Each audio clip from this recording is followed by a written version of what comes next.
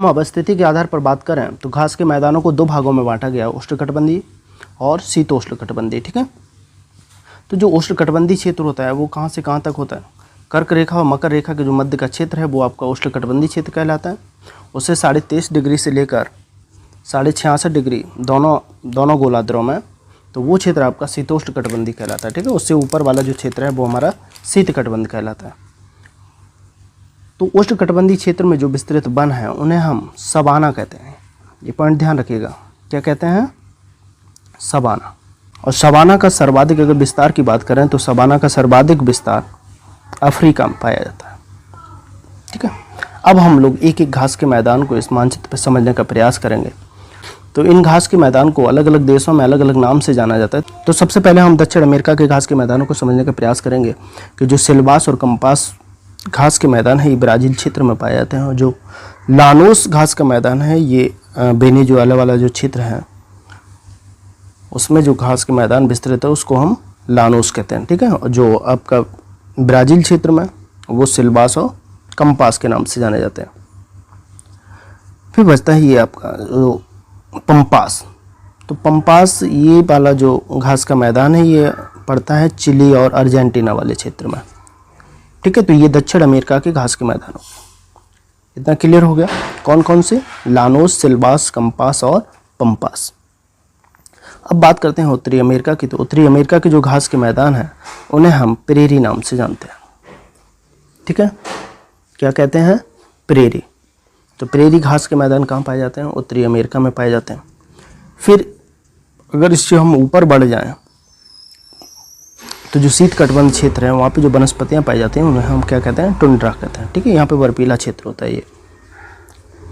इसके बाद अगर हम अफ्रीका में आए तो अफ्रीका के जो दक्षिण में घास के मैदान पाए जाते हैं उसे हम बेल्ट कहते हैं। ठीक है, और जो मध्य अफ्रीका में पाए जाते हैं वो सवाना, उसे हम सवाना नाम से जानते हैं। इतना क्लियर हो गया यहाँ तक? ठीक है, अब इधर आइए। जो यूरोप में घास के मैदान पाए जाते हैं उन्हें हम स्टेपी कहते हैं। क्या कहते हैं? स्टेपी। और ये जो पुष्टाज जो घास के मैदान को पुष्टाज कहते हैं, ये कहाँ पे कहते हैं? हंगरी में। तो हंगरी में जो घास का मैदान विस्तृत है उसको हम पुष्टाज कहते हैं। ठीक है, और जो यूरोप ये वाला स्टेपी कहलाता है। और ऊपर वाली जो वनस्पति है जो बर्फीले क्षेत्र में, तो ये शीतकटिबंध वाली ये तो टुंड्रा कहलाता है। ठीक है, इतना क्लियर हो गया?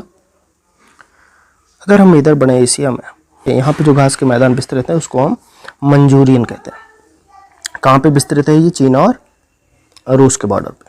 ठीक है, अब अगर हम बात करें भारत में, तो भारत में जो जम्मू कश्मीर, तो जम्मू कश्मीर में जो घास के मैदान है उन्हें हम मर्ग कहते हैं। क्या कहते हैं? मर्ग। ठीक है, चल नहीं रहा पेन, उसे हम मर्ग कहते हैं, समझ लेना।